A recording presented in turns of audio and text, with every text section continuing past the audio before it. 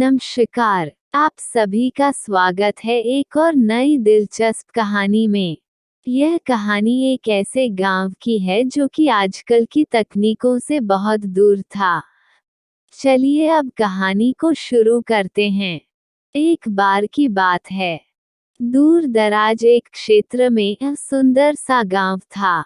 गांव के लोग बड़े ही मेहनती और निर्मल स्वभाव के थे तथा लोग बड़े ही मिलनसार थे। गांव में अधिकतर लोग किसान थे या कृषि संबंधित कार्य करते थे। गांव से शहर जाने के लिए एकमात्र सड़क थी जो कि कच्ची थी। इस सड़क का ज्यादा इस्तेमाल साहूकार और व्यापारी ही करते थे क्योंकि वही अपना अनाज शहर में बेचने जाते थे। एक बार की बात है, एक व्यापारी अपने अनाज को बेचकर शहर से गांव आ रहा था। रात ज्यादा होने के कारण वह बैलगाड़ी पर तेजी से आ रहा था। जैसे ही उसकी बैलगाड़ी एक बरगद के पेड़ के पास पहुंची तो उसकी बैलगाड़ी का पहिया मिट्टी में धंस गया। वह व्यापारी जैसे ही बैलगाड़ी से उतरा तो उसे एक डरावनी आवाज सुनाई दी।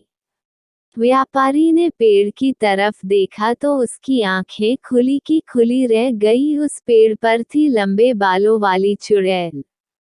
व्यापारी जैसे तैसे अपनी जान बचाकर भाग गया।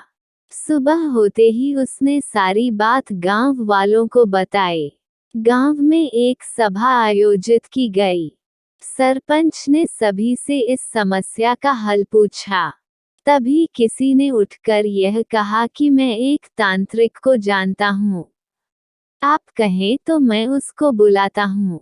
सरपंच ने कहा कि ठीक है, तुम उसे बुला लो। फिर तांत्रिक ने आकर पेड़ को मंत्रों से बांध दिया और चुड़ैल उस पेड़ के ऊपर से हमेशा के लिए भाग गई।